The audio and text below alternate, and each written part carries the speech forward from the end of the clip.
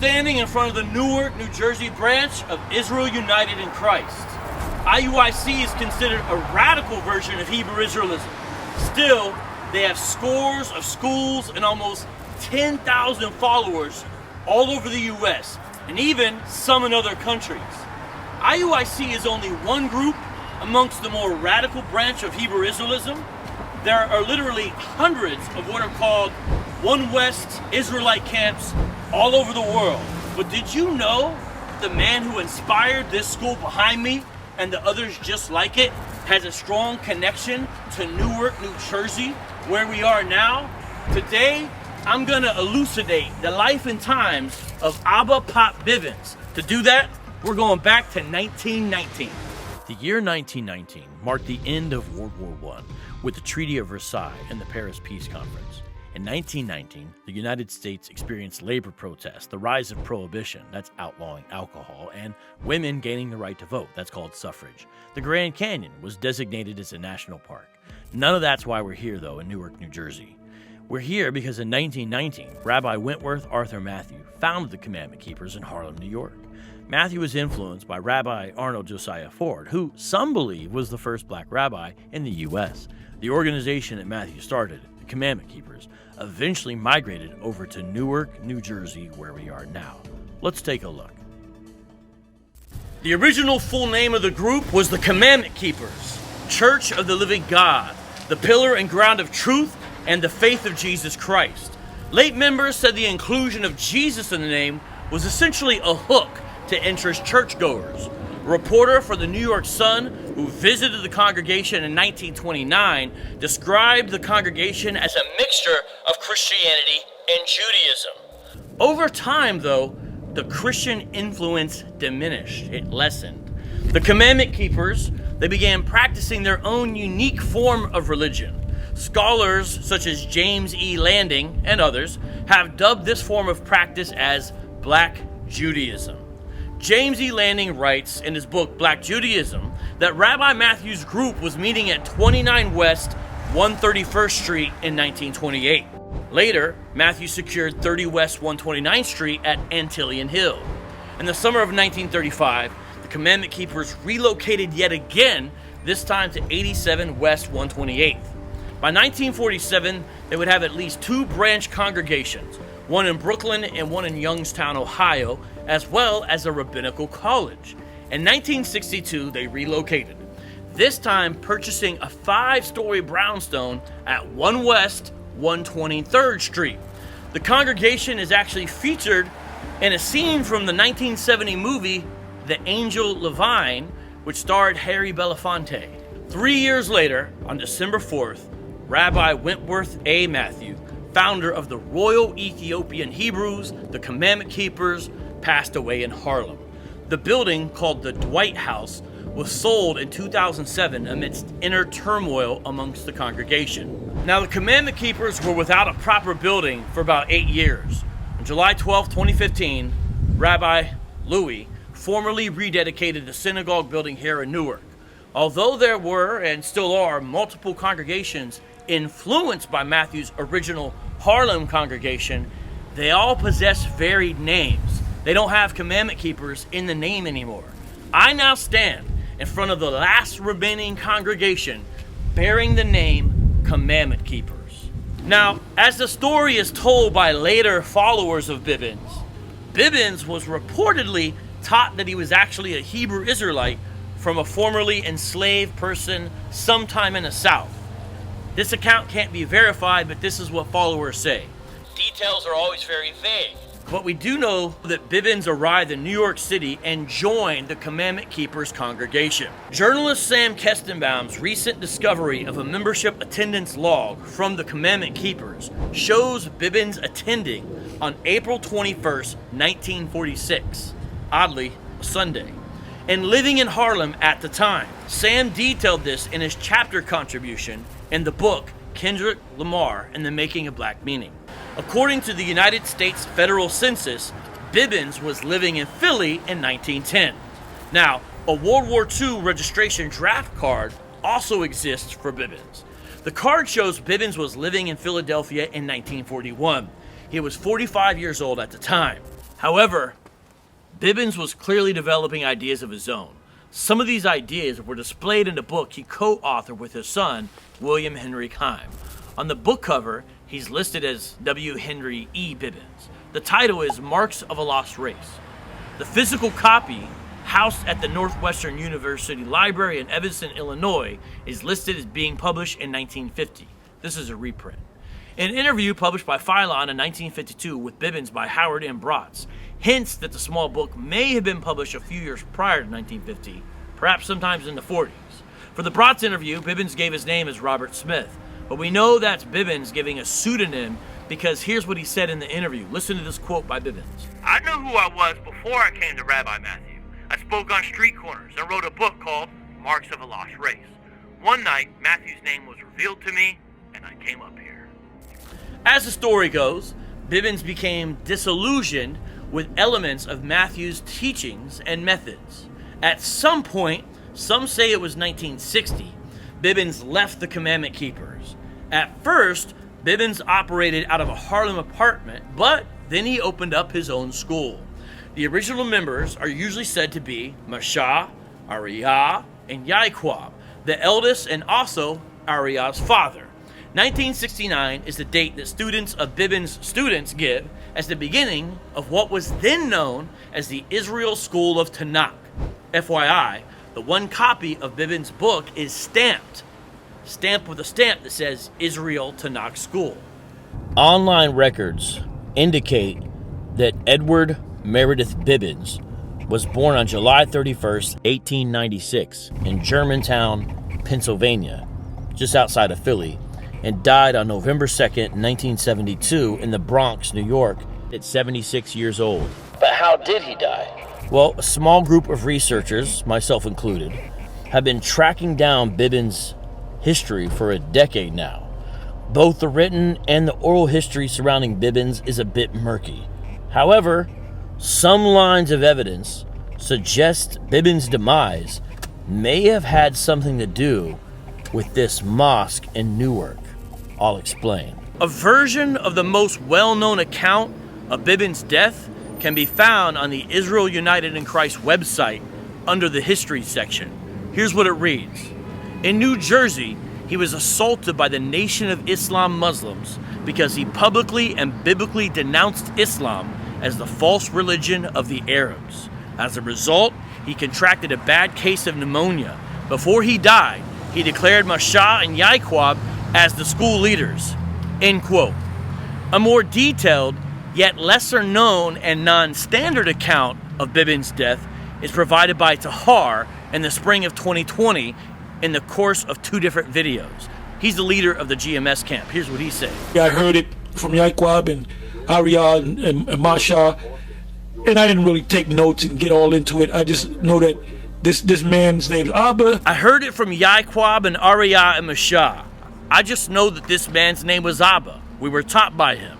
And he's Elijah that came back pursuant to Matthew the 17th chapter. And then he was trying to wake up the Muslims in Trenton, New Jersey. It wasn't outdoor, it was indoor. And they got offended and they beat him up. And he was up in age. And he later died in the hospital. That's from February 26, 2020. Here's the next video from Tahar. He says this. He was beat up in Trenton, New Jersey.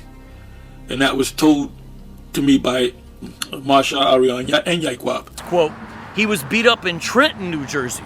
And that was told to me by Masha, Ariyah, and Yaquab because they went to the hospital. And they told him not to go out there because he was trying to convert. You know, Trenton, Jersey was heavy in Islamic faith. And it was actually, I believe it was 72. He got beat up because them Jakes wasn't trying to hear it, man. March 9th, 2020. Now, these are accounts that don't agree in all the details. We see overlap between these 2 accounts. Black Muslims assaulted Bivens in Jersey, leading to his death. And if it happened in Newark, whether outside or inside, those Muslims would have come out of this mosque. Technically, the address right next door to here, because the older building was demolished and the group moved right next door, where we are now. It should be noted that in the late 60s and early 70s, the Newark Mosque had developed a strong reputation for violence. Publicly available evidence compels many historians to believe that Malcolm X's killers were part of this mosque in 1965. In the early 1970s, that space we were just at would have been a Nation of Islam mosque. But since Elijah Muhammad died in 1975, his son Warith Deen took over and transformed the NOI into a more universalistic and quasi-orthodox flavor of Islam, mainly embracing Sunni Islam. Today, the Masjid Muhammad Newark Mosque, formerly known as Temple 25, is a member of the Warith Deen Muhammad community. There is a Farrakhan-type NOI mosque in Newark over on Ferry Street, but that would have not been operational in the early 70s. Farrakhan did not resurrect Elijah Muhammad's teachings in the NOI 2.0 until 1977. But now, back to the Commandment Keepers building and the story of Edward Meredith Bivens. The first and more widespread account of the events that led to Bivens' death have an added layer of plausibility. Like his student, Bivens, Rabbi Matthew of the Commandment Keepers used to street preach too. Matthews was a mentor to Bivens. Maud McLeod, one of the oldest members of the Commandment Keepers at the time, gave an interview for the New York Times Magazine in 1999. In it, she recalled a memory from when she was 24 years old. Here's what she said. It was 1927 when I first saw Rabbi Matthew on Lenox Avenue. He was standing on a ladder with a yarmulke on, and he was speaking to a crowd of people. He was preaching that we were not Christians, as they had told us, but that we were the lost house of Israel. End quote. Now, older Hebrew Israelites I've personally spoken with tell me they also heard that Bivens used to street preach on a stepladder as well. They tell me they heard Bivens had a reputation as a fighter. These older members say they heard from even older members that Bivens was known to pause his preaching, step down off the ladder, knock out a heckler, and then get back on the stool. This scenario fits in with what veteran Israelite Kana Ben Yehuda wrote on the current Israelite School of Tanakh Facebook page that he maintains. Here's what he wrote. Unfortunately, Pop Bivens, being advanced in age, was overcome during a brawl with black Muslims in Newark, New Jersey, who hated the word of the Most High. He later succumbed to his injuries. You know why Ben was scared to go to Jersey? Because of what happened to ABBA Bivens. That's why. Men put hands on ABBA Bivens in Newark, New Jersey, so that the elders of One West, that's why they had camps everywhere else, but they didn't have a camp in Jersey. As you can see, Bivens' memory is alive and well within the hearts and minds of his ideological descendants. But there's one thing far more prominent that Bivens is also associated with. REI's 12 Tribes chart. Almost every city dweller has seen one at some time. For example, IUIC Newark totes out the chart every time they street teach at Broad and Market. Now, the current historical understanding of the chart's origin is that Bivens' student, REI, fleshed out the details of the chart and that Bivens promoted the chart during his lifetime. It's too much to get into here, but this conclusion has been reached from Christian apologists like myself trying to reconcile potentially contradictory statements from older Hebrew Israelites regarding the chart's origin. Now, allegedly, Bivens had visited Native American reservations on his way to New York City and then concluded they were also Israelites. Allegedly, Bivens also came to believe that Hispanics were Hebrew Israelites too. It said he hadn't figured out their tribal breakdowns yet. Later, one of his students named REI, Leonard Sherrod, would, under divine influence, come up with the 12 Tribes chart. However, in a shocking interview, the late and highly regarded Chief of Chiefs, Naphtali ben Naphtali, explained how he visited an older Bivens around 1968. One time we were over there and they had the charts up. And they had the charts that said if you're Jamaican, you come from this tribe, and if you're from Barbados, it's that tribe, and boom, boom, boom, boom. And read the book, said, hey, come on, Pop. What is, you know that ain't right. He said, of course, Danny, I know that's not right. He said, but that's the hook. That's how we get them into place, and we wire them up to what's true. Well, you know, years later, after he passed away and his sons and all of them, they either died or moved away, the Tanakh school began to teach those things as truth. Naphtali relayed how Bivens was holding camp and had the chart on display.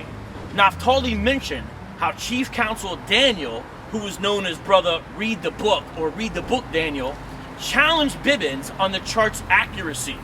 Naphtali, who was deeply respected, reports that Bivens admitted the chart wasn't accurate, but that he used the 12 Tribes of Israel chart simply as a hook to draw people in. Not only has the chart become associated with Bivens and his students, but so has a fabricated version of Hebrew.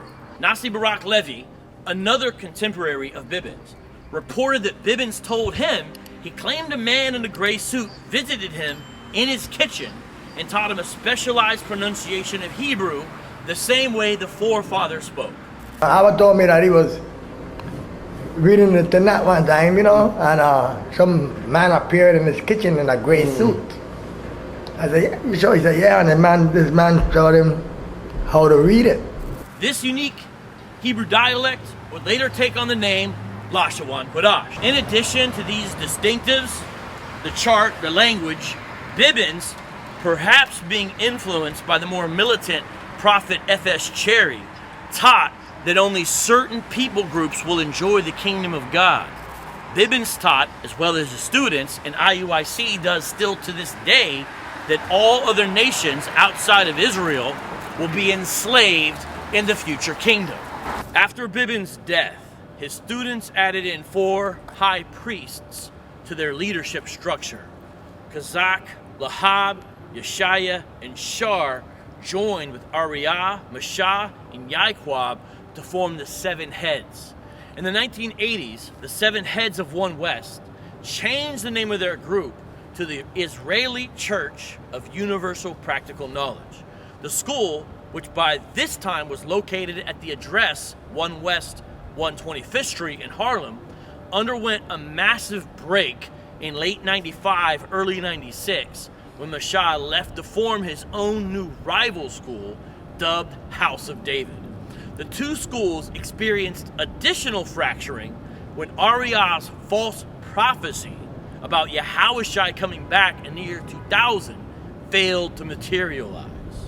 Now, a young man named Jermaine Grant, who was a member at the school, somehow wrestled control away from Ariah, moved the school to 1941 Madison in East Harlem, and changed the name of the school to the Israelite Church of God in Jesus Christ, ICGJC.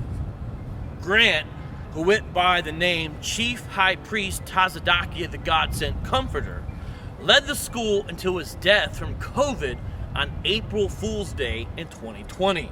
He was 44 years old and was weeks away from beginning an 18-month sentence for an illegal tax fraud scheme. That's why I'm standing at the courthouse now, in case you're wondering. ICGJC members know why. Current members report that Bivens' star pupil, Ariah, is still alive and at the ICGJC. Rumors swirl that Ariah is maybe wheelchair-bound and unable to speak very well. The truth is not really known. But Ariah, born in 1940, would be about 85 as of 2025. Some records even indicate he still lives with his wife Doris in the West Bronx. Today, many of the disciples of Bivens actually claim he is John the Baptist, Elijah, and Father Abraham reincarnated. Thus, we have a current day situation in which hate begets hate and error begets error. It's all madness, and it's only increasing. I pray this video expose increases some of your understanding of the historical sources for some of the madness you see around you. Heeding the call to wisdom during these times is needed. And with that, shalom. I'm going to take the scriptures and show you this world was given into the hands of a certain man, which is called Esau in the Bible. Some people call white man, but he's not a white man.